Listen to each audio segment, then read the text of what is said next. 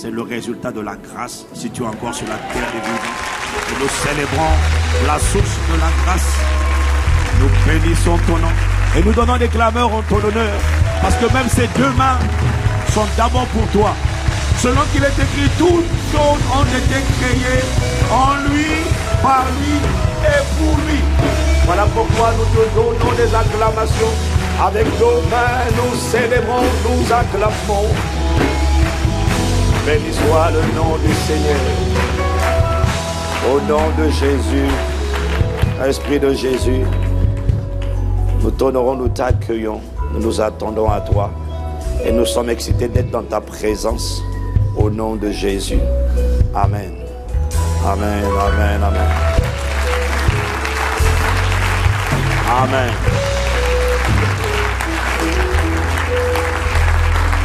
Alors, bienvenue à chacun d'entre vous. Bienvenue à Impact Centre Chrétien. Quelqu'un dit Amen.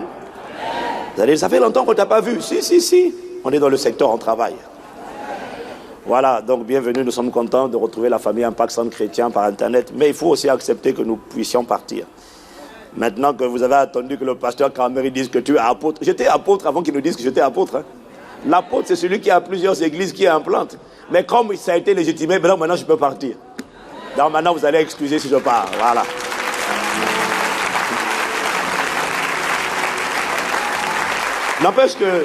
N'empêche que ça fait plaisir d'être à la maison. Et de voir ces beaux visages. Hein, quand même.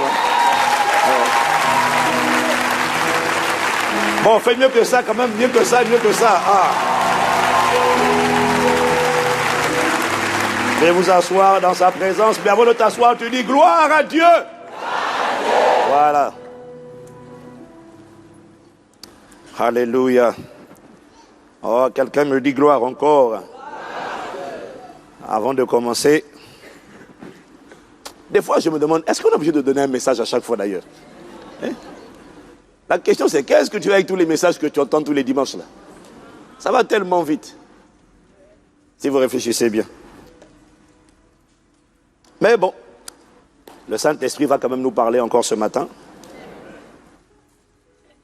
Quelqu'un dit Amen? Et avant de commencer ce matin, je vais prendre le temps juste de faire un petit clin d'œil pour vous parler de l'importance, à mon sens, de Impact École Biblique. Parce que je crois que beaucoup de gens ne réalisent pas l'importance, ne voient pas trop l'utilité de faire Impact École Biblique Internationale. Pour moi, c'est le meilleur des conseils que je puisse donner à une personne qui a envie d'aller en profondeur. Le dimanche, les paroles sont profondes, c'est vrai, mais on ne fait pas asseoir. On ne fait pas asseoir. Il faut prendre le temps de ruminer, de digérer, de faire asseoir, de partager, d'interagir.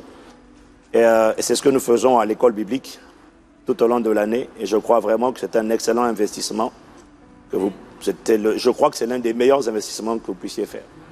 Je ne le dis pas pour qu'ils aient des étudiants, c'est vraiment pas mon souci.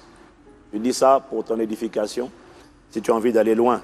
Parce qu'il faut prendre parfois le temps d'asseoir les choses. Et j'avoue qu'on ne prend pas forcément le temps d'asseoir. Et qu'à l'école biblique, on assied. Et très franchement, je trouve vraiment que l'école biblique a progressé en excellence dans la manière d'organiser, dans la manière d'interagir, la conception des programmes. Moi-même, je suis ébahi. Et j'avoue que je suis un peu largué. Et je suis épaté. Et je bénis Dieu pour les personnes qui conduisent l'école biblique. Voilà. Amen.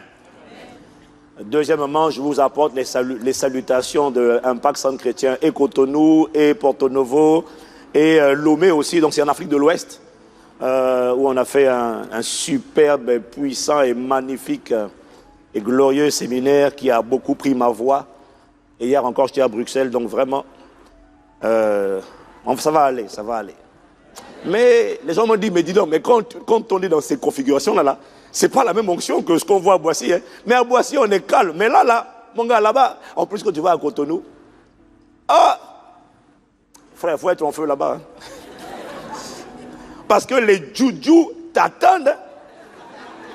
Toutes les coalitions. Non, j'aime ça. Vous savez, la Bible dit, là où le péché a abondé, la grâce a surabondé. Quand quand l'occultisme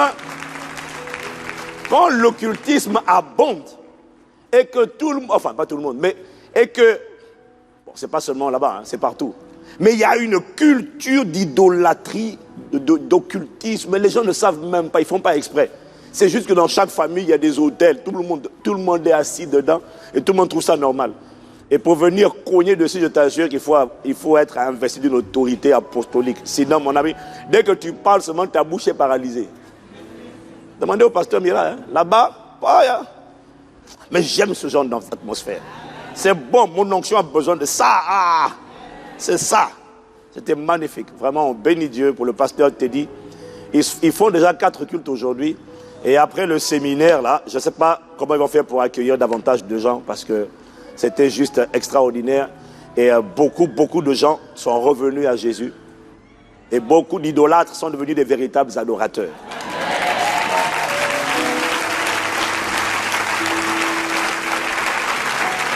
Vous voyez, j'étais bien accompagné avec le pasteur Mira et son épouse. Dites Amen. En tout cas, les gens me disent non, excusez-nous. Il serait vraiment souhaitable et convenable et important que vous puissiez revenir régulièrement pour changer ce pays. Oui. Donc vous comprenez que quand on part comme ça, là, vraiment des fois, et nous on a fait quoi? On a fini le lundi, dimanche on a pris l'avion immédiatement parce qu'il fallait être à Bruxelles le week-end. Et parfois on a juste envie de se poser et d'asseoir encore davantage les choses. Mais bon, gloire à Dieu. Et je vous dis, comment je vous dis que c'était fort? C'est que c'était fort. 4 heures debout le samedi, 4 heures. À la fin des 4 heures, mes jambes tremblaient comme ça. Mais c'était tellement fort. Et il y avait une telle hostilité occulte. Il y a même quelqu'un qui me demandait, un journaliste qui me demande, mais vous voulez dire que les traditions africaines, en Afrique, on a un héritage?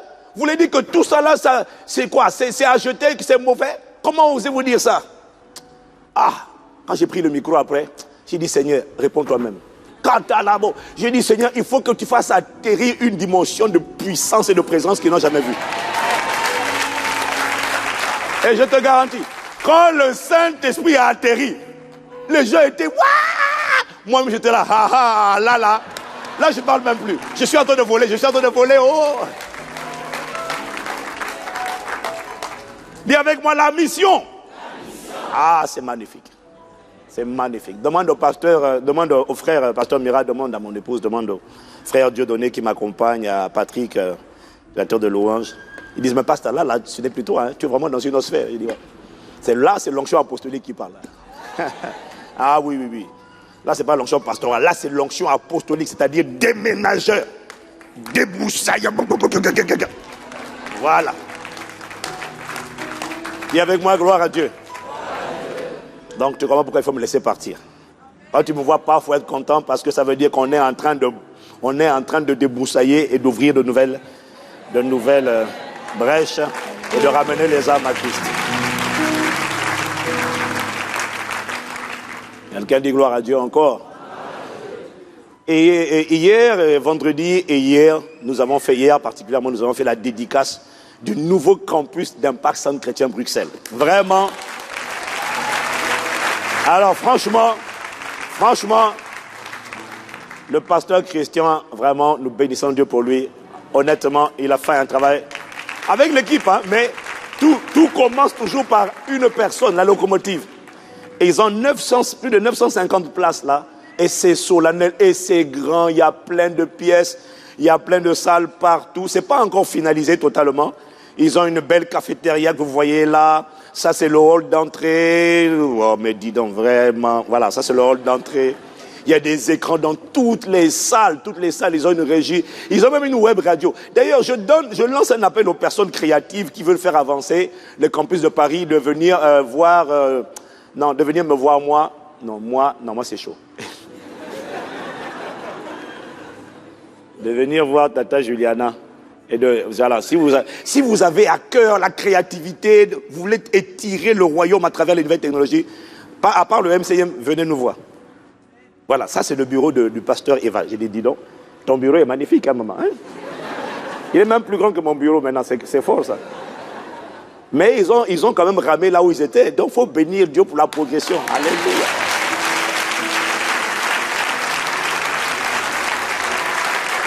Et là, ils ne nous ont pas montré toutes les photos, mais il y a les photos du MCIM, de la régie vidéo, la régie audio. Il y a plein de salles. C'est plus grand que Boissy, je reconnais. Et je leur ai dit, heureusement que Boissy s'apprête à...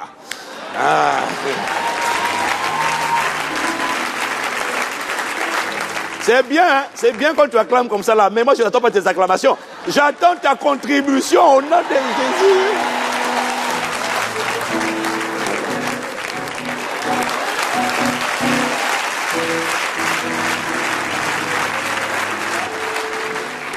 Dis avec moi, nous sommes les premiers. Hey, on ne va pas rester derrière. Hein? On a lancé l'appel pour Cotonou. Le bâtiment que Cotonou va construire, mais c'est un bijou. J'ai dit, hein, vous voulez construire vous aussi. Et Brazza, ils ont déjà commencé. Hein. ICC est un mouvement qui est en train de se déployer par le Saint-Esprit. Ah ouais. Brazza, ils ont commencé déjà, ils ont lancé les travaux. 6 millions d'euros. Ils ne les ont pas, ils sont comme nous. Nous tous, on marche sur l'eau. Nous tous, on marche sur les eaux, croyant que le Saint-Esprit va apporter la provision.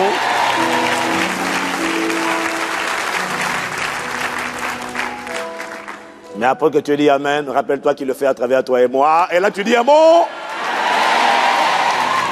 Alors moi, je suis intrigué quand je vois les visages qui disent pas Amen. Là, ça m'intrigue là. 1, 2, 3. Voilà. C'est mieux comme ça. Donc les prochaines semaines, les prochains mois, nous allons intensifier la communication. Parce qu'en plus, le devis initial a augmenté. Alléluia. C'était 10 millions, maintenant nous allons plutôt dans les 15 millions. J'ai dit, 15 millions d'euros. J'ai dit, Seigneur, c'est ton œuvre. Hein? D'ailleurs, la preuve que c'est ton œuvre, moi je me casse d'ici, je vais en voyage. Je te laisse avec les gens de Paris, vous vous débrouillez, nous on est partis. Dis avec moi, c'est possible. Je n'arrive même pas à m'inquiéter. Je cherche la visage, je n'arrive pas. Je suis détendu. Dieu le parlera. Sa fidélité parlera, sa capacité parlera. Dieu le fera. Et ça sera un autel à la gloire de son nom. Je veux entendre un amen plus conséquent. Ok, on va rentrer dans la parole d'aujourd'hui. Je voudrais que tu dises à ton voisin, voisin, un véritable adorateur ne peut pas être vaincu. Voilà. Dis ça à quelqu'un d'autre. Un véritable adorateur ne peut pas être vaincu. Quelqu'un dit Amen. Alors, aujourd'hui, je voudrais revenir un peu sur tout ce qu'on a dit depuis le mois de juin. Parce que vous avez remarqué que finalement, le Saint-Esprit nous a gardés dans la même lignée à travers différents intervenants. On est quand même resté sur la même thématique. Quelqu'un dit Amen si c'est vrai. Et le constat que j'ai fait, c'est que partout dans le monde francophone, je suis impressionné de voir le nombre de personnes qui ont écouté et réécouté la série d'enseignements sur le mystère des autels et leurs caractéristiques. Il y a du monde, il y a des gens, même des anglophones qui ont écouté. J'ai reçu des messages d'Afrique du Sud où des francophones étaient en train de traduire ce message à des anglophones. Et les anglophones disaient, mais est-ce qu'il n'y a pas des messages en anglais? Parce que c'est tellement fort, on n'entend pas ça, on entend ça rarement. Et après, même quand on l'entend, la vérité, c'est que chacun de nous a son niveau de grâce, de sagesse et de révélation dans la manière et de profondeur, dans la manière d'expliquer les choses. On peut expliquer la chose, mais ne pas l'expliquer avec une profonde sagesse et une profonde assimilation. Est-ce que quelqu'un me suit? Et je reconnais que la manière dont le Saint-Esprit a emmené ça dans mon esprit, personnellement, j'étais le premier à être édifié. Et j'ai vu des multitudes qui ont été édifiées et j'ai reçu des messages de partout. Quand je te dis de partout, ça veut dire de partout, de tous les continents, de tous les francophones de partout. Et d'ailleurs, dans les prochains mois, nous allons entrer dans la dimension de l'interprétation en anglais systématique à tous les cultes. Oui. Avec des cabines, avec des casques, les anglophones pourront venir à l'église et même sur Internet, on pourra écouter la version francophone ou on pourra écouter la version en anglais, même sur Internet. Oui. Normalement, tu aurais quand même dû te réjouir là. Quelqu'un me dit un bon amen. Les gens, moi je ne sais pas si toi tu as réécouté cette série pour la faire asseoir en toi, mais je te garantis que les gens ont réécouté de partout. Donc j'espère que nous ne sommes pas en reste. Et beaucoup ont réalisé, beaucoup ont compris la source, l'origine de certains blocages alors qu'ils ne vivaient pas dans le péché de manière flagrante. Ils ne vivaient pas dans le mensonge. On a vu, j'ai beaucoup aimé l'enseignement du pasteur Mohamed, on a vu comment le péché peut te bloquer toi-même sans que ce soit les autels de ton propre péché. Mais la vérité c'est que beaucoup ne vivent pas dans le mensonge, ils ne vivent pas dans le mépris. Ils honorent, ils disent la vérité, ils ne vivent pas dans l'impudicité, ils marchent dans la sainteté. Ils n'ont pas de haine, ils pardonnent, mais il n'empêche que le mariage bloqué, destinée bloquée, travail bloqué, entrailles bloqué. Et c'est là qu'on parle de l'importance du mystère des autels. Parce que je vais te faire une très grande révélation que tu as dû toi aussi découvrir, c'est qu'il n'est pas nécessaire de vivre une vie de débauche, de souillure et de péché à l'extrême pour être bloqué et lié. C'est pour ça qu'on parle du mystère des autels. Dis encore amen. Tu peux... Moi, j'ai connu des femmes qui se consacrent dans la sainteté totale. J'ai même connu une soeur qui n'a jamais connu d'homme. Elle n'a pas d'amertume. Elle est tout le temps à l'église, mais impossible de se marier. Autel satanique. Réclamation des autels. Destiné à être eunuque. Satan a échoué lamentablement. C'est fini. Ce qui te retenait ne peut plus te retenir. C'est terminé. Dis Amen. C'est terminé. Tu es libre pour servir le Dieu vivant. Si le Fils vous a franchi, c'est pour la liberté. Quelqu'un dit encore Amen. Donc, dis avec moi les autels. Voilà. On peut l'aborder comme on veut, mais c'est la même réalité. Le pasteur Alexandre a parlé du mystère des retards. Je n'ai pas tout écouté, mais c'est le mystère des autels, tout simplement. Dis avec moi les autels. On a vu que la notion d'autel est d'origine divine. C'est un principe spirituel qui existe dès le commencement. On a vu que sans autel, que lorsque le divin veut rentrer, lorsque l'humain veut rentrer en relation avec le divin, pour puiser dans le divin la connaissance, l'anticipation, la sagesse, l'intelligence, parce que accéder à Dieu te donne un avantage certain. Accéder à Dieu te donne la connaissance de Dieu et non la connaissance humaine. Te donne la connaissance des choses qu'on n'a pas appris à l'école, des choses que l'œil n'a pas vu, l'oreille n'a pas entendu, qui ne sont pas montées dans le cœur de l'homme, des choses que Dieu a préparées d'avance pour ceux qui l'aiment. Quand tu as la connaissance de Dieu, tu sais, le Saint-Esprit, Jésus a dit, le Saint-Esprit vous annoncera les choses à venir. Tu sais ce qui va arriver, pas parce que tu l'as vu à la télé, mais parce que le Saint-Esprit t'a dit ce qui va arriver. Waouh! Je veux accéder à la connaissance surnaturelle. C'est ça qui te donne la paix. Quand les gens disent, ah, tu dis non, je savais, j'étais au courant. Ah, je ne sens pas. J'ai pas l'impression que c'est. Tu vois, j'ai pas l'impression que c'est une dimension qui t'emballe. Mais moi, ça m'emballe. Tu sais ce que Dieu va faire. Comment? Il te l'a dit. David savait que Goliath allait tomber. Comment? L'onction donne la connaissance. Il dit, vous n'avez pas besoin qu'on vous enseigne toutes choses parce que vous avez reçu l'onction de la part de celui qui est saint. Et cette onction vous donne la connaissance. David prend la fronde, il prend la fronde comme ça là. Il prend sa petite fronde. Les gens disent, mais il est fou le petit. Il sait qu'il va tomber. Il a reçu par révélation. Quand tu marches dans la connaissance de Dieu, tu marches dans la conscience de Dieu, dans la connaissance. Mais tu es détendu. Voilà pourquoi on me dit 15 millions d'euros. Mais tu as vu ça humainement, c'est impossible. Alors je te parle, c'est matériellement, mathématiquement, financièrement impossible. C'est du non-sens. Comment tu fais pour être détendu, pour avoir le sourire? La connaissance des choses d'en haut. Dieu a parlé, il va veiller sur sa parole pour l'exécuter.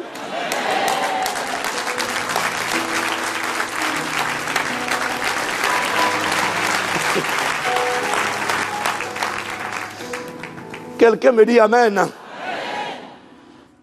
Voilà pourquoi il faut bâtir un autel à Dieu. Si tu bâtis un autel à Satan, tu reçois les choses de Satan. Mais là, c'est pas bon, hein. Le péché, les souillures, tout ce qui est à lui, là. C'est ça. Bon, enfin bref. Il y a avec moi les autels. On a dit que les autels sont un principe divin que Satan a perverti. Donc il y a l'autel de Dieu et puis il y a des autels sataniques. On a dit que les autels démoniaques ou sataniques ou maléfiques, ce sont tout endroit, objet, monument, tout endroit, quel que soit l'endroit ou l'objet, sur lequel on invoque, on invite, on adore, on rentre en communion avec tout esprit qui n'est pas l'esprit de Dieu, venu par Jésus-Christ. Dis Amen. Amen. Dis Amen. Amen. Lorsqu'un homme entre en relation, invite, invoque, adore un esprit qui n'est pas l'esprit du Dieu créateur, il est en train d'ériger, en adorant l'esprit qu'il adore, il est en train de bâtir un autel à une entité satanique. Que tu pries un mort, que tu appelles saint, que tu pries un ange, que tu pries un esprit, une divinité directement, tu es en train de bâtir un autel. Ah! Quand tu vas dire ça dans des pays comme le Bénin, tout le monde te dit, comment est notre héritage alors? Et les génies et les ancêtres alors? Tu veux dire quoi? C'est intolérant, vous là. Intolérant. Moi, je tiens à vous dire que je ne suis que le porte-parole de Dieu. Si tu n'es pas content avec ce que je dis, il faut aller voir la source de ce que je dis, c'est-à-dire il faut aller voir Dieu. Parce que ce que je te dis se trouve dans les Écritures. Quelqu'un dit Amen? C'est terrible. Quand tu invoques, après cette série d'enseignements sur les autels, si tu continues de dire, tu as dit, la Bible dit, mais, dans ma tradition, ça veut dire que toi, tu as décidé volontairement de demeurer un idolâtre. Et tu ne connais pas les conséquences. Tu n'as pas compris encore. On reviendra dessus plus tard, mais tu n'as pas compris la gravité et tu n'as pas compris comment tu es en train de tuer toute ta postérité jusqu'à 4 générations. Tu es en train de les massacrer. Tu n'as pas compris comment Satan est en train de te piéger. Mais je crois que tu es libéré au nom de Jésus. Et que toi et moi, nous sommes devenus des adorateurs, non d'une créature spirituelle, mais du Créateur qui est béni éternellement au nom de Jésus. Et alors quelqu'un m'a dit, mais pasteur Ivan, tu veux dire que tous les esprits que nos ancêtres, là, hey, tu es intolérant, les esprits que nos ancêtres ont adorés, les divinités, donc tu veux dire que tout ça là, c'est vraiment, faut vraiment tout abandonner, que c'est du n'importe quoi. Tu veux dire que nous tous là, on adore Satan, quoi. Ah, il dit, frère, là on m'a posé la question, hein. Il dit oui, c'est ce que Dieu dit. Et Actes chapitre 17, versets 30 à 31, dit ceci.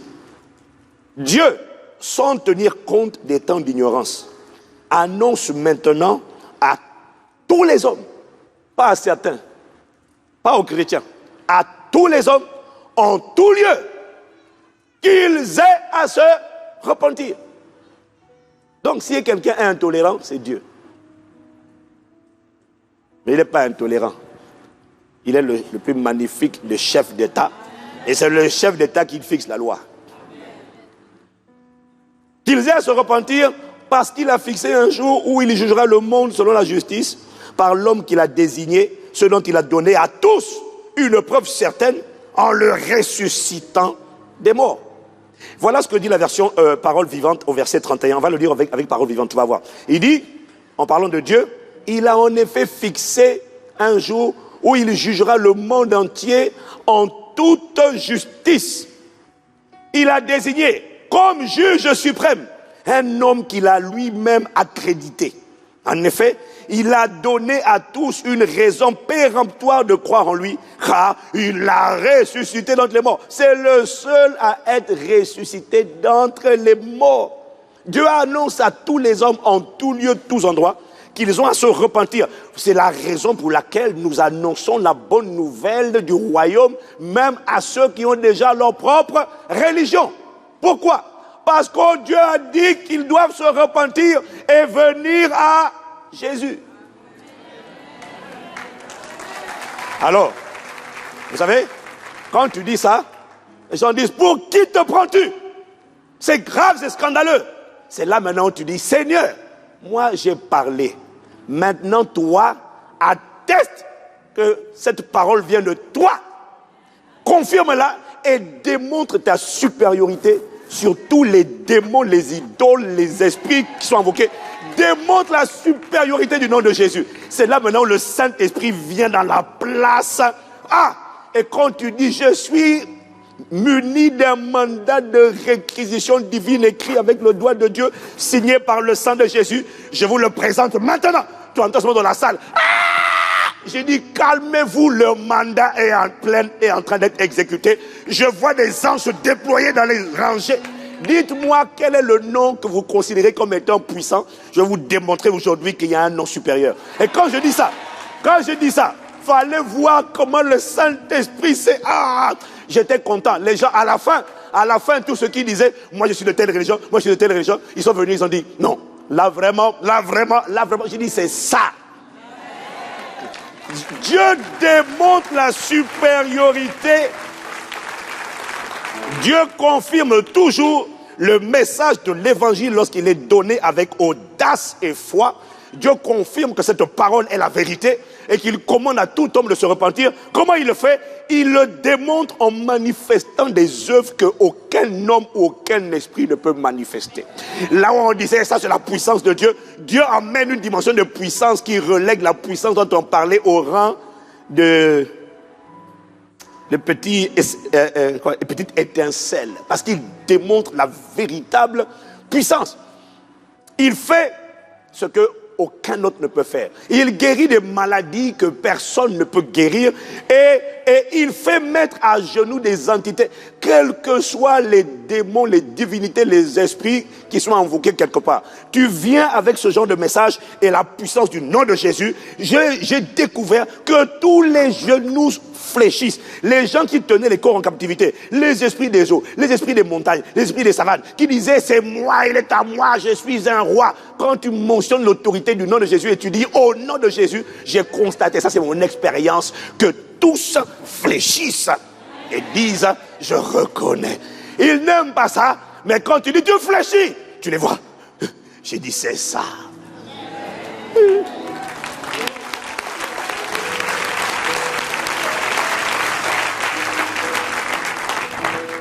Si on annonce ce genre de message, sans que ce genre de message ne soit accompagné d'une preuve, d'un tampon qui prouve que ce message est vrai, tu es un théoricien. Tu n'es pas crédible. Est-ce que quelqu'un me suit? Mais quand tu dis Saint-Esprit, confirme la parole. Et là, que les gens disent, ah non. Maintenant, le problème, c'est qu'après, maintenant, ils viennent et disent, non, le gars est trop fort. Ils m'interrogent. Non, mais vous êtes trop fort. Je dis, non, pardon, non, moi, je ne suis pas trop fort. Parce que du coup, ils veulent maintenant me magnifier. Je dis, non, c'est le Saint-Esprit qui est la source de ça. C'est pas moi. Qui est fou? Ça, c'est pas moi. Non, le gars est trop fort. J'ai dit, arrêtez de dire le gars. C'est le Saint-Esprit qui est trop fort. Oh, quelqu'un me dit Amen. Oui. C'est pour ça que nous annonçons l'évangile. Et nous osons annoncer l'évangile. Va pas annoncer l'évangile si tu n'es pas convaincu que la puissance du Saint-Esprit va confirmer la parole. Va pas annoncer juste la théorie, parce qu'il y a des endroits, mon ami, où même quand tu vas commencer à parler, on a vu des gens, hein, ils commencent à parler, la voix se bloque. Et vous blaguez. Il y a des sorciers qui ont chauffé leur hôtel grave. Hein. Ils ont chauffé leur hôtel, toi tu veux venir leur parler? Tu veux venir parler? Tu dis, mais je suis croyant. On dit non, il fallait chauffer l'hôtel avant de venir parler toi aussi. Il fallait chauffer l'hôtel de la croix, du calvaire, la croix de Jésus à l'intérieur de toi. Tu as osé parler? Oh, quelqu'un dit gloire à Dieu. Ah. Avec moi, l'hôtel de Dieu. Donc, je suis en train de faire une petite rétrospective. Est-ce que c'est bon? Donc, nous avons dit que les hôtels, chaque point là, c'est tout un enseignement. Et en plus, le Seigneur m'a donné encore plus de profondeur. Quand j'ai voyagé, il y a des choses que j'ai encore mieux compris. J'ai dit, waouh! Bref, il m'a dit que les hôtels sont des lieux de sacrifice. On a dit que les hôtels sont des lieux d'alliance. On a dit que les hôtels parlent. On a dit que les hôtels sont des lieux d'adoration. Si tu me suis, dis Amen. Alors, depuis qu'on a dit ça, plusieurs d'entre nous ont décidé de se lever, de prier pour eux-mêmes et d'entrer en guerre contre les hôtels familiaux, territoriaux, qui bloquaient leur vie ou qui bloquaient la vie des gens qu'ils connaissaient. Alors ainsi, plusieurs se sont levés et ont dit, ah, pasteur, ça c'est les hôtels. On va attaquer, charger. Bon, il m'a dit de te dire quand même, de te mettre en garde. S'engager à détruire les hôtels qui parlent contre toi ou qui parlent contre des gens que tu connais, sans toi-même devenir un bâtisseur de l'hôtel de Dieu. Mon gars, je dois quand même te dire que tu te mets sérieusement en danger. Hein? Parce que attaquer les hôtels, c'est attaquer les esprits, les gardiens. C'est attaquer les divinités. Avant de faire ça, moi je dis toujours, tu sais, si tu es sage, avant de chasser les démons, parfois, quand je dis ça, en Côte d'Ivoire, les gens rigolent, ils ont dit, il ne faut pas dire ça. Je dis, attendez, parfois, il ne faut pas s'empresser de... Parce qu'il y a des gens, pasteurs, qui m'appellent, qui m'envoient des messages. J'ai besoin d'une délivrance, j'ai besoin d'une délivrance, j'ai besoin d'une délivrance. Je viens ici, c'est pour une délivrance. Je viens, pasteur, j'ai besoin de la délivrance. Il dit, maman, mon gars, je te donne un conseil. Avant de te ruer sur la délivrance, assure-toi déjà que si on te délivre, si on te libère, tu sauras garder les démons dehors. Il ne faut pas courir pour la délivrance. Il faut courir pour connaître qui tu es. Le renouvellement de l'intelligence, la conscience de Christ, la connaissance de l'identité. Il faut d'abord... Il y en a qui veulent commencer. Donc, il vient à l'église, le premier dimanche, j'ai besoin d'une délivrance. La question c'est, est-ce que tu crois que si on chasse les démons, tu sauras les garder dehors? Il faut d'abord qu'on t'explique. C'est quoi? Qui es-tu? Qu'est-ce que tu as? Pourquoi ils sont là? Et comment, quand on va les chasser, les garder dehors? Ah. Non, pasteur, vous n'êtes pas gentil. J'ai dit, maman, je vise tes intérêts. Parce que si on chasse un là, tu sais bien qu'il y en a 7 autres qui vont revenir. Enfin, c'est pas la peine de courir. Non, arrête de nous fatiguer là. Je vais la délivrance tout de suite. Calme-toi d'abord. S'il pouvait te tuer, il t'aurait tué depuis longtemps. Comme il ne t'a pas tué, ça veut dire qu'il n'a pas réussi à te tuer. Donc bénis Dieu ton âme, reste calme et accepte de commencer par le commencement. Tu peux pas arriver à l'école et tu dis, moi je vais directement commencer par l'université. Hein? Non, c'est trop petit pour moi. Primaire, collège, là, moi c'est trop. Moi je veux l'université, pasteur. Oh! Waouh! Même quand tu es surdoué, on va quand même te mettre d'abord au primaire. On va s'assurer que tu passes le primaire au bout d'une année, tu vois, ou que tu passes 2 classes, mais on ne peut pas commencer depuis le CP et puis maintenant on va à l'université. Non. Parce qu'il y a des choses que chaque stage, étape de l'éducation assied en toi. Est-ce que quelqu'un peut me dire un bon amen? Je vous ai raconté l'histoire de ce pasteur au Nigeria, non? Pasteur au Nigeria qui écoutait le message sur les hôtels, un message sur les hôtels, et puis il s'est levé. Il a dit, ah, c'est ça qui bloque mon village. Il est parti au village, il y avait un hôtel, une statue, un monument là. Il est parti, il a cassé le monument. Puis il a dit, c'est ça, c'est toi qui bloques tout le village qui empêche de se convertir à Jésus. Il a oublié que quand Gédéon a fait ça sur un réma. Dieu a dit à Gédéon, détruis l'hôtel. Toi, Dieu t'a pas dit d'aller casser. C'est comme si quelqu'un il va sur les Champs-Élysées ou il va à un rond-point, ici, là, et puis la nuit, il prend la hache. Pah! Pah! Au-delà du fait que la police va t'arrêter, le gars, il a fait ça, il est devenu fou. Il a perdu la raison. On a dû l'emmener chez le pasteur Tibi Joshua pour qu'on prie pour sa délivrance. Il a perdu la raison, il est devenu fou. Pourquoi? Il n'avait pas le poids. Il n'avait pas le poids, il n'avait pas le mandat, il n'avait pas le réma pour aller, sors-toi, toi-même déjà, de l'emprise de cet hôtel. Mais aller détruire l'hôtel physiquement, tant que tu n'es pas un guerrier et un adorateur chevronné, mon gars, tu n'es pas prêt. Renforce-toi d'abord. T'as pas envie de dire amen, hein? C'est la sagesse. Il y a une sœur ici qui est pasteur, oui, une sœur ici, qui est pasteur. Un Pâques Centre Chrétien, enfin pas à Boissy, mais un de nos pasteurs, qui a écouté l'enseignement sur les hôtels, qui est allé prier pour une de ses tantes qui était sur le point de mourir. Elle est partie prier, et puis en allant prier, au lieu de prier pour recommander la grâce de Dieu, invoquer le sang, demander que la main du Seigneur, elle a eu l'utilité, bon, tu sais, tout ce qui est neuf, là, on a envie d'essayer, non? De se frotter. Donc elle est partie sur le lit d'hôpital, au nom de Jésus. Tous les hôtels qui parlent contre cette femme-là, hôtel de maladie, de sorcellerie, parce qu'elle était malade depuis plus de 20 ans. Je vous détruis au nom de Jésus. Elle a fait ça, elle a prié, elle est repartie, elle a pris son avion. Quand elle est repartie dans son pays, là où elle est basée, Au bout de quelques jours, son pied a commencé à enfler. Une plaie a surgi dans l'orteil. La cheville. Et la plaie, elle a mis tout, les antiseptiques, antibiotiques, anti-tout. La plaie ne faisait que gonfler. Elle ne pouvait plus mettre de chaussures. Pasteur, à ICC, hein. Donc, théoriquement, pas petit quand même. Sous l'autorité du pasteur Ivan de Castelou. La kata les rebo, chakata les rebo. Mais le problème, c'est que Dieu ne l'a pas envoyé. Le Saint-Esprit lui a rien dit. Elle m'appelle, elle me raconte ça. Il dit, tu as manqué de sagesse. Tu as fait excès de zèle. Tu es allé sans la parole. Il faut demander pardon. Elle a demandé pardon. Prié avec elle au téléphone. Il dit, bon, maintenant, la main invisible qui s'est apparentée sur toi là, tu la coupes au nom de Jésus. Quelques jours après, tout a disparu. Voilà.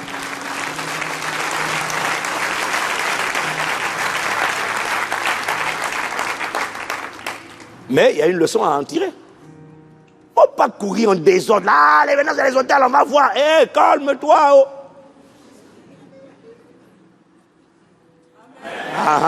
Dis encore. Mais oui, c'est la vérité.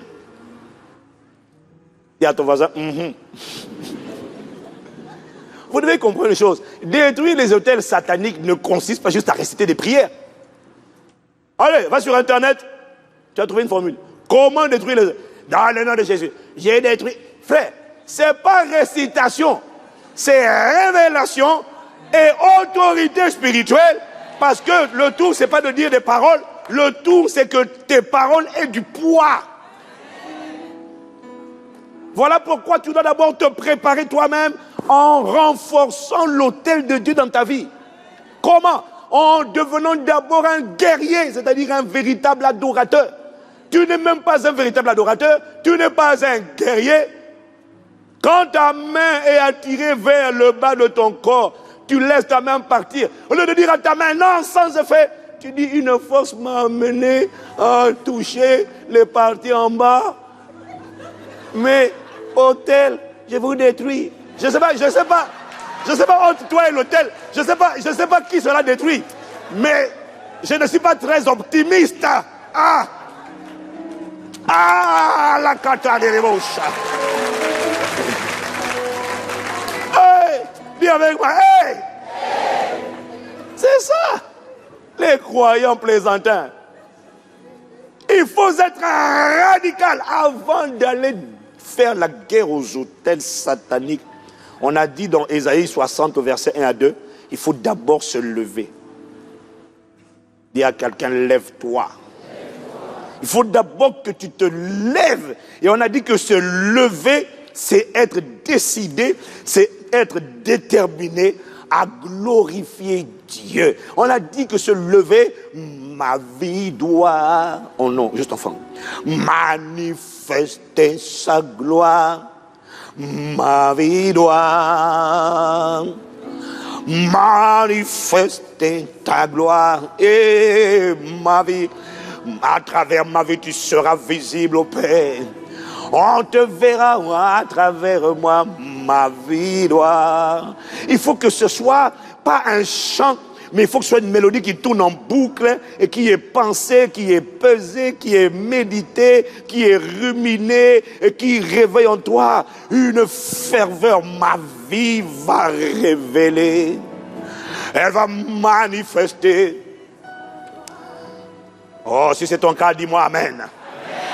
On a dit que se lever, c'est être déterminé, c'est faire la guerre à la coalition tripartite que Satan a érigée pour empêcher la gloire de Dieu d'apparaître. Et une coalition, et le pasteur Mohamed, par son séminaire, a bien complémenté le sujet. Il y a une coalition, dis avec moi coalition. Dis avec moi, lève-toi. Lève-toi contre qui? Lève-toi d'abord contre la chair. Parce que le pasteur Mohamed a parlé du péché, mais la Bible dit que Dieu a condamné le péché dans la chair. Ça veut dire que le péché est où? Dans la chair. Voilà pourquoi la chair est corrompue avec ses passions et ses désirs. Se lever, c'est d'abord se lever contre la chair avec ses passions. comment est manifesté le péché? Le péché est manifesté à travers la chair, l'impudicité, les jalousies, la colère, les rivalités, les envies, les excès de table, les disputes, les clans, les sectes, les rivalités. Tout ça là, ce sont les œuvres de la chair. Lève-toi, ça veut dire décide que la chair ne va jamais prévaloir dans ta vie. La chair ne va pas te contrôler. Un seul me contrôlera, c'est le Saint-Esprit. C'est ça, se lever. Avant d'aller aux hôtels sataniques, commence d'abord à te lever contre le péché, c'est-à-dire contre la chair. Et là, je vois que la voix a diminué, que l'enthousiasme a baissé, que les amens se sont rapetissés, parce qu'on ne sent pas quelqu'un qui a décidé de faire la guerre en sa chair, mais fais-moi la guerre. Crucifie-la. Je regarde ton visage. Hein. Même toi sur Internet, je te vois. J'ai dit crucifie-la. Non mais pasteur, est-ce qu'on peut quand même garder un peu l'impudicité? Crucifie-la. Ouais, mais les pensées de jalousie quand même, et la calomnie. Crucifie-la. Même pas un peu de jalousie. Parce que cette chipie là quand même, hein, elle a pris le boulot que je visais. Crucifie-la!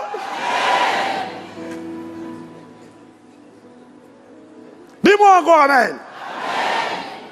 Dis à deux personnes, crucifie ta chair là.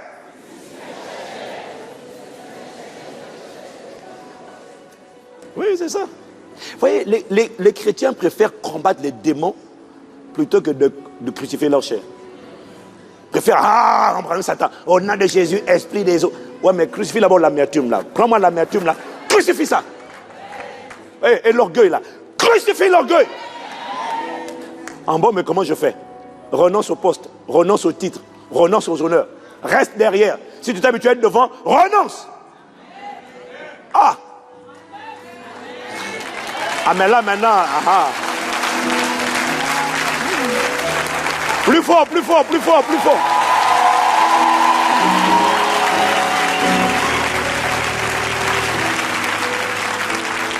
Mais comment est-ce que je crucifie les pensées d'impudicité? Enlève ce téléphone qui réveille la convoitise en toi. Enlève ce numéro de ton portable. Et mets dans Samsung. Rejet, appel rejeté. Bloqué.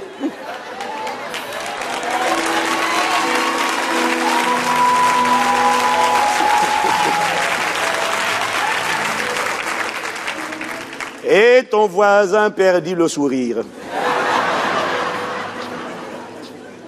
Et il ferma le front. Et elle eut des yeux revolver envers le pasteur Ivan. Sans effet, maman. Dis à quelqu'un, crucifie la chair. Mais c'est ça. Se lever contre la chair, c'est ça. Tu te lèves contre la chair. Parce que la chair te pousse à pécher. Et le péché bloque ta destinée. Donc, avant de me parler des hôtels, commence d'abord par le péché. Commence d'abord par la chair. Crucifie l'amour de l'argent. Crucifie la soif de posséder, le matérialisme. Comment? Donne-moi tes bijoux.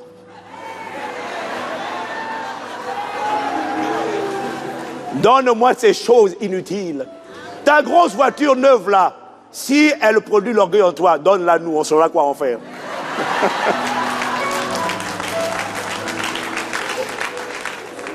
Oh, mais il faut dire, on blague là, regarde là. Il dit, mais non, c'est la cupidité. Donc, t'inquiète pas, c'est pas pour moi, c'est pour l'église. On saura conduire les orateurs, on saura faire bon usage. Dis avec moi, crucifie la chair. Oui. Se lever, c'est s'opposer et combattre la coalition tripartite. Un, la chair, parce que le péché est dans la chair. Deux, le monde. Bien-aimé, n'aimez pas le monde, ni les choses qui sont dans le monde. Si quelqu'un aime le monde, l'amour du Père n'est pas en lui. Jésus a dit dans Jean chapitre 16, au verset 33, je vous ai dit ces choses afin que vous ayez la paix en moi. Vous aurez des tribulations dans le monde, mais prenez courage, j'ai vaincu le monde. Et toi et moi, nous sommes appelés à triompher du monde. C'est quoi le monde? C'est un système de pensée. Le monde, c'est un système de pensée, une toile d'araignée que Satan met, un voile que Satan met sur le cœur des hommes pour proposer aux hommes d'autres chemins pour soi-disant parvenir à briller. Tu veux monter? Tu veux briller? J'ai un chemin pour toi. Si tu veux, je te donne la gloire des royaumes de ce monde, mais prosterne-toi. Je te donne l'éclat, mais cet éclat ne fera pas de toi une étoile brillante, ça fera de toi une étoile filante. Oui. Oui, oui. Je crois qu'au deuxième culte ou sur les vidéos, ils vont dire, mais vous êtes mou au premier culte, hein? Ils vont dire, vous êtes mou, et je te laisse te rattraper parce qu'ils vont dire, mais on ne comprend pas, vous avez l'air mou ici. Hein? Ah! Quelqu'un sur Internet, s'il voit ta tête, il va dire, je ne vais plus te voir à Boissy, laisse-moi à ta place là-bas. Nous, si on était à ta place, on serait fervent devant la parole, et toi, tu es là.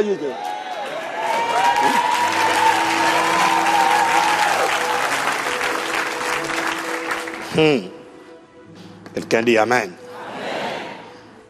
Lève-toi contre la chair. Lève-toi contre le monde. C'est un système de pensée qui essaie de te contrôler. C'est un système de pensée qui te dit que si tu veux briller, j'ai un itinéraire à te proposer. Accumule au lieu de donner. C'est la pensée du monde. Vole au lieu de semer. Dieu dit sème. Le monde dit vole. Dieu dit libère. Ne retiens pas. Le monde dit accumule si tu veux devenir riche. Le monde te dit, tu veux la promotion, l'élévation, l'ascension? On a un grand maître, rentre dans notre loge. Rentre dans notre groupe. Fais un pacte de sang. Prosterne-toi et tu vas avoir les réseaux, les contacts. Dieu dit, tu veux être le plus grand? Tu veux monter? Sois fidèle. Humilie-toi. Abaisse-toi et il t'élèvera. Le monde te dit, connecte, abaisse-toi, mais devant le grand maître. Jamais de la vie, jamais, j'ai dit jamais, sans effet. L'élévation ne vient ni du nord, ni de l'est, ni du sud, ni de l'ouest. L'élévation, ma Bible dit, vient de l'Éternel. C'est lui qui élève, c'est lui qui abaisse. Et je vais te dire une chose. Je nous vois divinement élevés sans l'assistance d'une main humaine. Divinement élevé sans l'assistance d'une main humaine. Et l'avantage de ça, tu sais c'est quoi? C'est que quand Dieu t'a élevé, c'est Dieu qui te maintient. Quand c'est un homme qui t'a élevé, le jour où il n'est pas content de la manière dont tu lui as dit bonjour, il dit je t'abaisse tout de suite. Mais mon élévation ne peut pas être abaissée par un homme. Oh, merci pour l'élévation divine. Ah!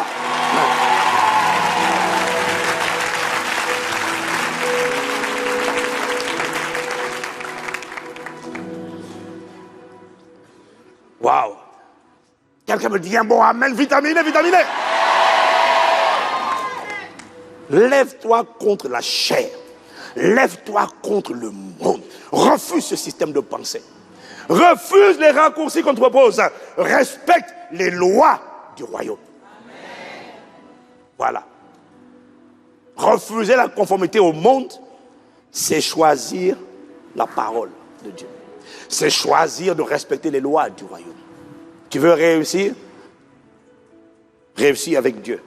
Réussir avec Dieu, ça veut dire quoi? Respecte ses lois. La loi de l'excellence, la loi de la fidélité, la loi du service, la loi de la vision, la loi de la foi, la loi du courage, la loi de la persévérance. Quand tu rassembles toutes ces lois-là et que tu les respectes, même si on avait dit tu vas échouer, c'est impossible de te faire échouer. Parce que les lois sont des ascenseurs qu'on ne peut pas faire descendre. Les lois te catapultent quand tu les respectes. Les lois te propulsent. Les lois sont les juges de la terre. Amen.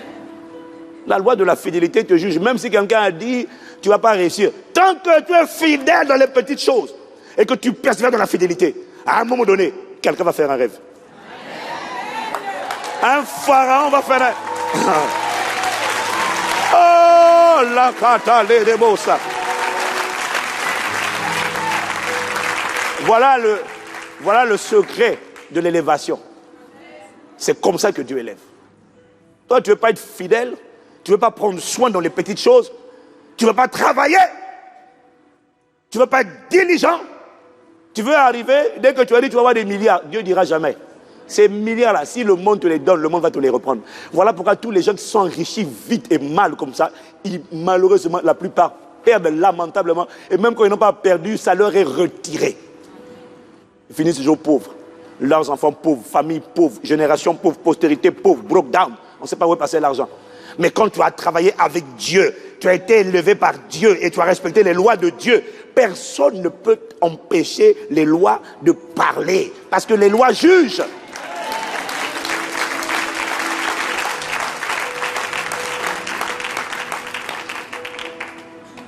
Dis à quelqu'un, lève-toi contre le monde.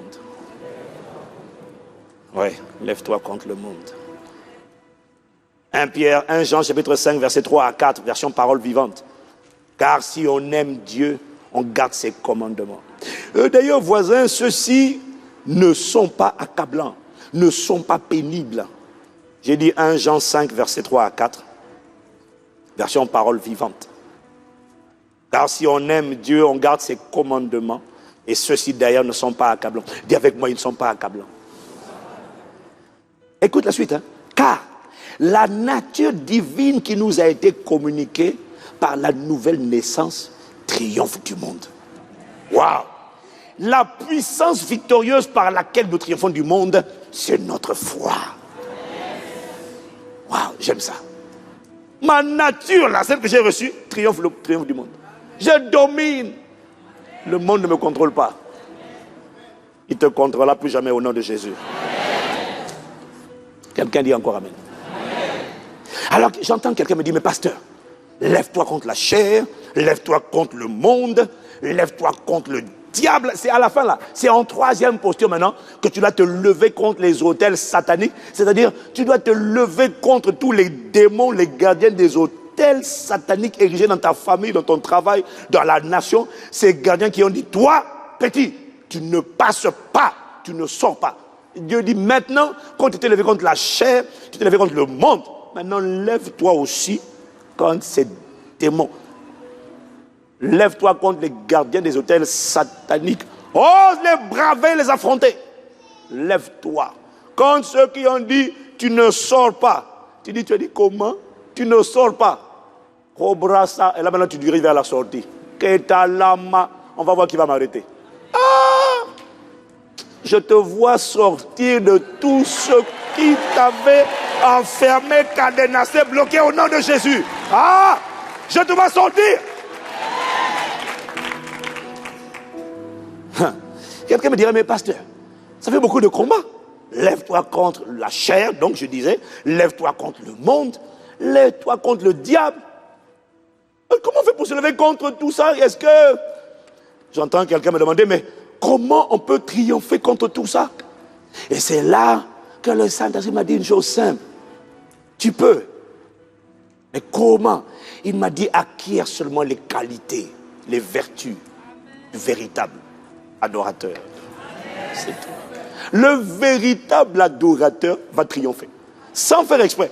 Un véritable adorateur, la chair ne peut pas l'arrêter. Ah! Un véritable adorateur, le monde ne peut pas le contrôler dans son système de pensée. Un véritable adorateur ne peut pas être tenu en captivité, enchaîné, bloqué par un démon pendant une longue durée. Ça peut durer un petit temps, mais ça ne durera pas tout le temps. Oh, je n'ai pas entendu ton amen.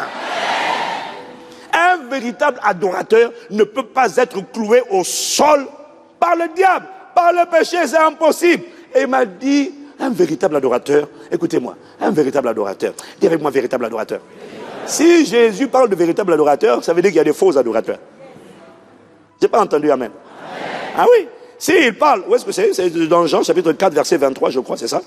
Oui, c'est dans Jean chapitre 4, verset 23, l'heure vient, elle est déjà venue, où les vrais adorateurs adoreront le Père en esprit, en vérité, car ce sont là les adorateurs que le Père demande. Dis avec moi un véritable adorateur. Frère, un véritable adorateur, tu ne peux pas le cadenasser, tu ne peux pas le verrouiller.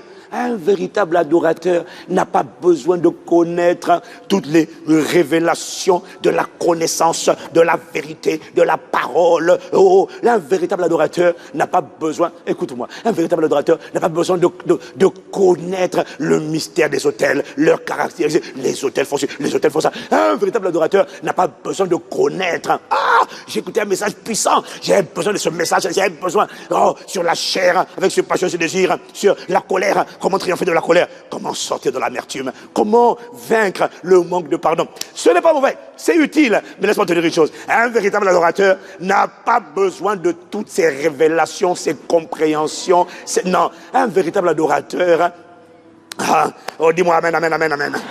Un véritable adorateur n'a pas besoin de comprendre, mais pourquoi Dieu dit, tu ne coucheras pas, tu ne voleras pas, tu ne mentiras pas. Un véritable adorateur n'a pas besoin que Dieu lui explique tous les rémas, les compréhensions pour dire, d'accord, maintenant, je vais donner la dîme, je vais donner les prémices. Maintenant, comme j'ai compris, j'accepte. Un véritable adorateur n'a pas besoin de tout ça. Un véritable adorateur n'a pas besoin que Dieu l'exhorte à obéir. Un véritable adorateur a le cœur qui bat pour aimer Dieu, et un véritable adorateur sert la parole de Dieu dans son cœur. Un véritable adorateur n'est pas parfait, il n'est pas parfait, mais il aime juste Dieu. Il veut Dieu, il aspire à Dieu. Il y a quelque chose au plus profond de lui, cette nature divine qu'il a reçue, qui est en train de grandir, de grandir et de grandir. Un véritable adorateur n'est pas un modèle de perfection, mais il est amoureux de Dieu. Il sert cette parole. Il aspire à Dieu, à connaître Dieu, à vivre Christ, à manifester Christ, à honorer Christ. Et demande à Joseph, est-ce que tu avais compris toutes les révélations? Pourquoi ne pas commettre la fornication? Joseph te dira, non, je n'ai jamais reçu cet enseignement. Mais comment tu as fait pour ne pas coucher avec la femme de Potiphar? J'étais juste convaincu que ma vie doit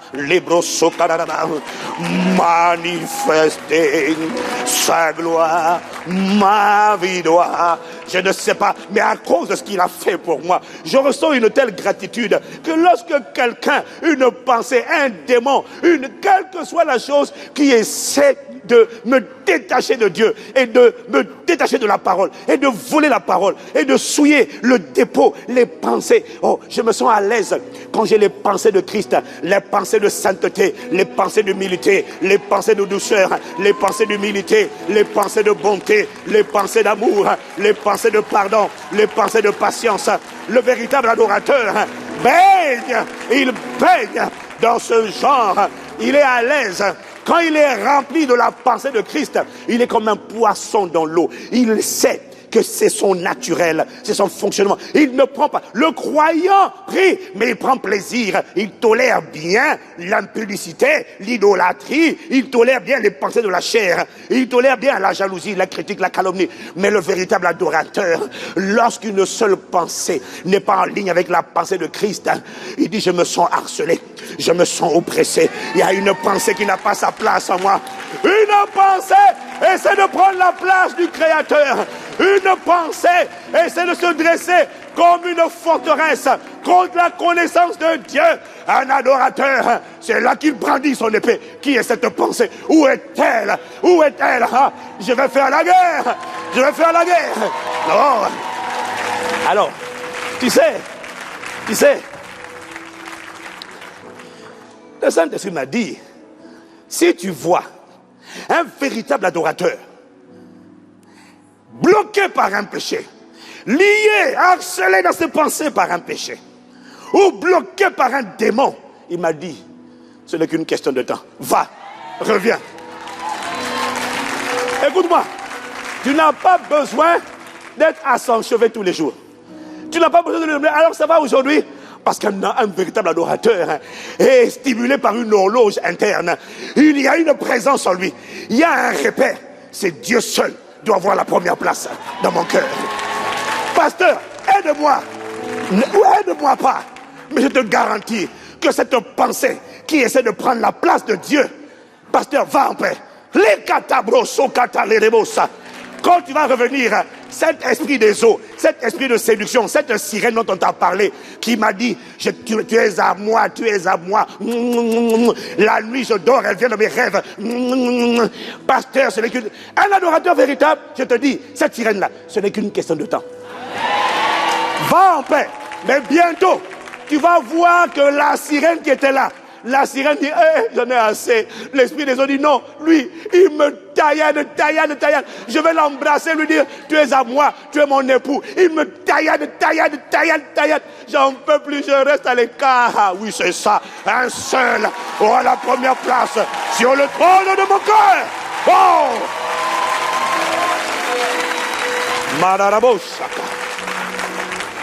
Dis avec moi, un véritable adorateur. Un véritable adorateur. On ne peut pas l'enchaîner. Même quand on essaie de le cadenasser, de le bloquer. Les démons disent, tenez-le. Un véritable adorateur, tu ne peux pas. Il bouge. Les croyants sont comme hypnotisés, paralysés. J'accepte d'être emprisonné. Je me laisse faire. Un croyant va laisser. Un véritable adorateur, c'est-à-dire qu'il va combattre, il va être harcelé. Mais le harcèlement ne va pas durer. Parce qu'on ne sait pas par où le prendre. Les démons vont dire, mais écoute, viens, c'est toi, moi, je n'arrive pas. L'impudicité dit, écoute-moi, le Saint-Esprit m'a dit,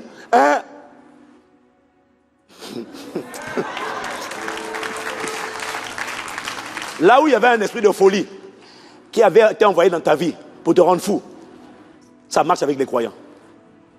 Un véritable adorateur, l'esprit de folie ne peut pas le rendre fou. L'esprit d'impudicité a été envoyé pour faire de lui un impudique. C'est sa mission. Mais dans la vie d'un véritable adorateur, l'esprit de folie va échouer. Il va dire, mais j'ai essayé sa tête là. Mais à chaque fois, je sens des épées, chou. Et chaque fois la parole vient, j'ai la pensée de Christ, j'ai l'intelligence de Christ. Mais il ne tient pas en place. Il ne tient pas. On essaie de le bloquer, on n'arrive pas. Oh, les tatas. Dis avec moi, un véritable adorateur.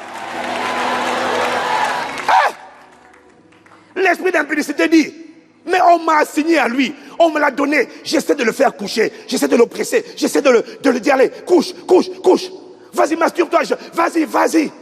Mais l'esprit d'impudicité dit, je ne comprends pas. À chaque fois que j'essaie d'envoyer, il brandit l'épée. Et puis je vois des choses venir voir, chaud. Je rejette cette pensée, je rejette ces raisonnements, je rejette. Mais tu rejettes tout. Laisse-moi t'embrasser, dit l'esprit d'impudicité. Laisse-moi caresser tes pensées. Laisse-moi habiller tes pensées de mon impudicité. Et puis j'essaie de mettre un casque. Lui, il fait un seul casque sera mon partage. C'est le casque du salut. Oh, mon un véritable adorateur ne peut pas être vaincu. Il a une hargne intérieure. Il a une hardiesse. Il n'est pas parfait. Il a juste décidé que Dieu seul sera visible dans sa vie. C'est tout.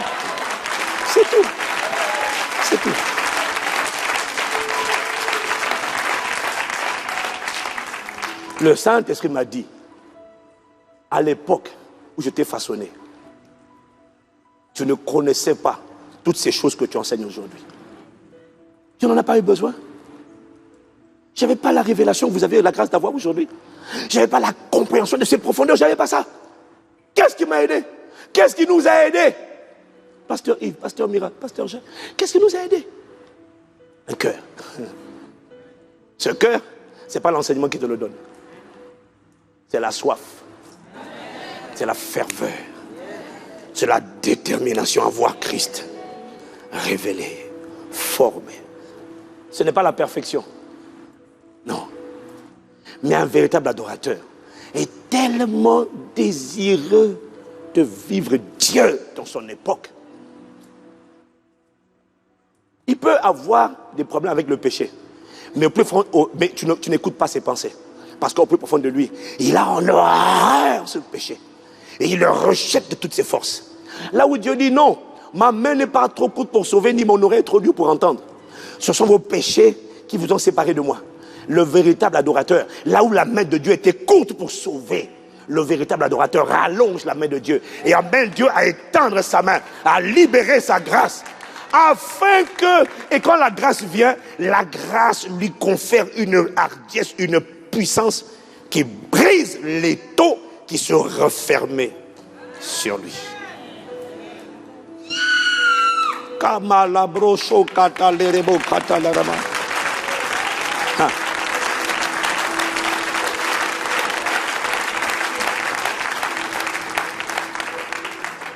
On m'a enseigné beaucoup de choses.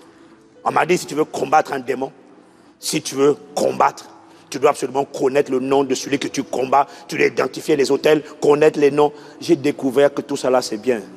Mais en fait, en vérité, ce n'est pas indispensable.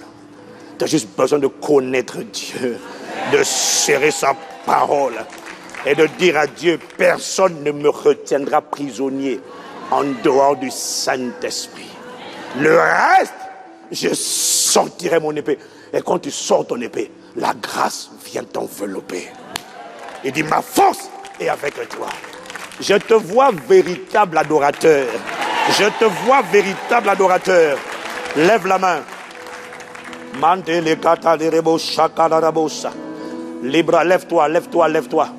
Libra, Dieu a une armée, Dieu a une armée. Qui se lève, les catadémos pour lui obéir. Dieu a une arme. Oh, intègre-moi dans l'armée des véritables adorateurs pour le Seigneur. Dieu a une armée. Oh Seigneur, tu as une armée qui se lève. Les débats sokaté, les débats sanaraba. Dieu, tu as une armée qui se lève pour le servir. Dieu a une. Me voici, je suis candidat. Intègre-moi dans la catégorie des guerriers, des véritables adorateurs. Tu as une armée. Brosso kadaba brekete le rebosa. Liba brosso le raba. Dieu.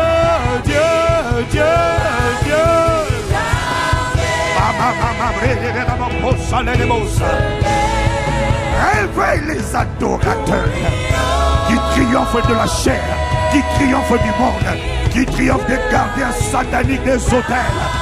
Les véritables adorateurs ne peuvent pas être maintenus couchés à plat par le péché. La chair ne peut pas triompher. Fais de moi un véritable adorateur. Qualifie-moi. Père, je te prie. Ma vie doit te glorifier. Ma vie doit te révéler. Ma vie doit t'honorer. Ma vie doit t'exprimer. Ma vie doit te faire connaître.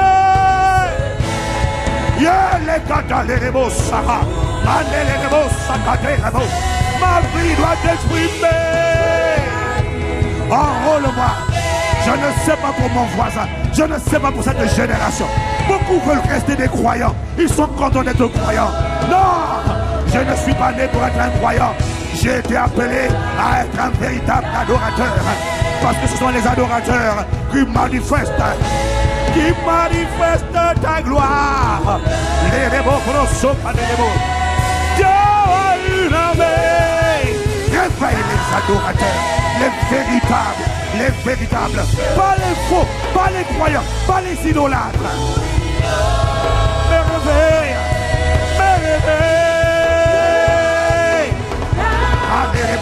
Les véritables adorateurs ne donnent pas d'excuses lorsque le Saint-Esprit leur demande pourquoi cette pensée est dans ton cœur.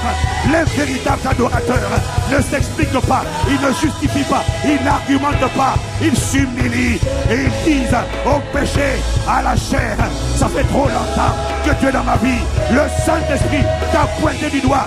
À partir d'aujourd'hui, je me sépare de toi. Colère, haine, jalousie, amertume, peur, Ciao, ciao, bye bye.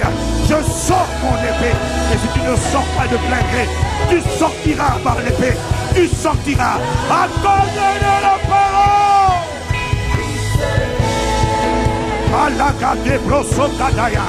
Yeah, les broso kadaya les broso. Dieu a une armée. Et ma broso les rébats. Yeah, ma broso les rébats. Dieu, Dieu, Dieu. Il s'élève. Baba de Debo Sakala de Bos. Et Babros et les mains. Dieu a une armée. Il s'élève. Et Babros à la débat.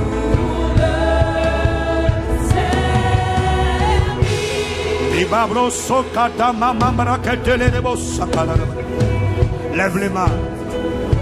Ces mains levées sont un signe d'accord, d'agrément, une posture de réceptivité. Que la grâce, le cœur des véritables adorateurs, Malakata Koproso Katalerebo, nous soient communiqués maintenant. Sois communiqué maintenant à toi qui es connecté. Maintenant dans cette salle, dans une salle annexe ou sur internet ou à la télévision. Que cette grâce vienne sur toi. Un nouveau cœur, un cœur de guerrier, un cœur d'amoureux, un cœur d'embrasé. Avec ce seul cœur, le Saint-Esprit m'a dit, tu auras des batailles, tu auras des combats, comme tous les croyants, comme tous les êtres humains. Mais la différence entre toi et les autres, c'est que dans quelque temps, on reviendra te voir. Et ce qui te harcelait ne te harcèlera plus. Ce qui t'enfermait ne t'enfermera plus. Un adorateur n'a même pas besoin de l'aide d'un pasteur. Parce que le Saint-Esprit l'accompagne et l'aide directement. C'est une connexion. C'est une connexion spécialisée, une ligne sécurisée entre lui et le ciel. Dès qu'il invoque, il reçoit de l'aide. Parce que Dieu fait grâce à ceux qui s'humilient. Il entend les cris des justes et il le répand. Et l'adorateur arrive à allonger le bras de Dieu. Là où le bras de Dieu était court pour les croyants à cause de leur amour du péché. À cause de son cœur, l'adorateur voit Dieu étendre sa main et dit, reçois ma grâce, reçois l'assistance angélique, reçois ma force, reçois ma vigueur, reçois ma capacité, reçois-la.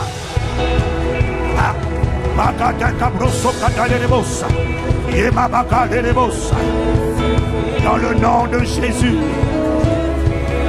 nous recevons cette grâce avec un seul cœur, avec une seule disposition de cœur.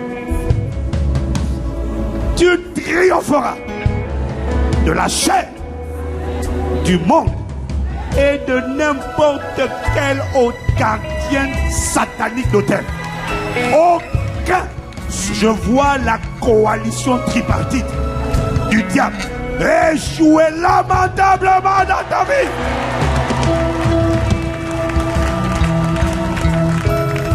Et quand on te demandera c'est quoi ton secret, tu ne diras pas j'ai prié de cette manière, j'ai récité un ensemble de paroles. Non, tu diras la différence. Tu diras pas c'est le pasteur Ivan Castanou qui a prié pour moi. Non, tu diras un cœur, des dispositions ont été téléchargées en moi par le Saint-Esprit.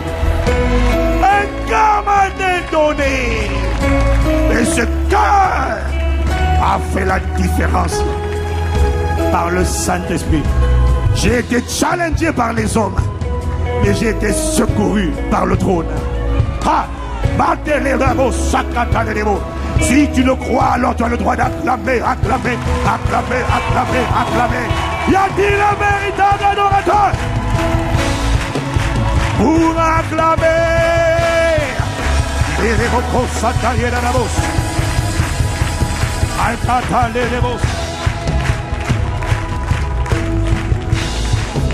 Père, cette parole vient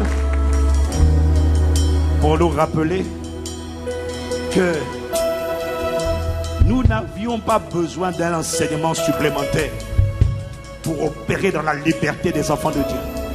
Nous sommes reconnaissants pour la parole. Mais ne nous laisse pas nous cacher derrière la non-compréhension d'une parole pour excuser et justifier que nos vies sont bloquées. Il m'a dit, si ta vie est bloquée, tu es peut-être en route, mais tu n'as pas encore atteint le stade, quoi que tu penses et que tu prétendes, tu n'as pas atteint le stade des véritables adorateurs. Alors si tu es en route, cours, atteins cette dimension. Et quand tu auras atteint cette dimension, alors, comme une multitude de témoins, tu témoigneras de ce que c'est ce cœur qui a fait la différence. Au nom de Jésus. Amen, amen, amen, amen, amen, amen, amen, amen.